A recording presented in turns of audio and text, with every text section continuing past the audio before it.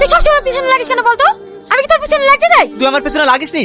সেদিন একটা লুকিয়ে সিগারেট খেয়েছিলাম বলি তুই প্রিন্সিপালকে বলে আমাকে অপমান করিসনি? তুই যা কলেজে করি বেড়াস, তোকে কলেজ থেকে ঘাট ধাক্কা দিয়ে বের করে দেওয়া দরকার। তুমি কলেজে কিছু করো না, তুমি মনে হয় ধোয়া তুলসী পাতা। এই সালমা, ওইসব আবল তাবল ছেলেদের সাথে ঝগড়া করিস নি তো। চল। হ্যাঁ, বলো। এই তোমাকে কতবার ফোন করছি, তুমি ফোন তুলছো না? একটু ব্যস্ত ছিলাম, বলো।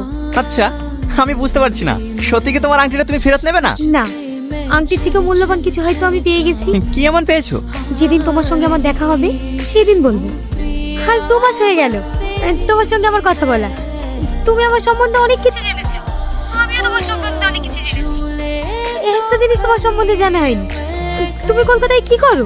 আমি কোনো কাজ করি না, আমি একজন স্টুডেন্ট। তোমার কলেজের নাম কি? PGT college. কি বললে? PGT college? ওই কলেজে তো আমিও পড়ি। কি তুমি সত্যি বলছো?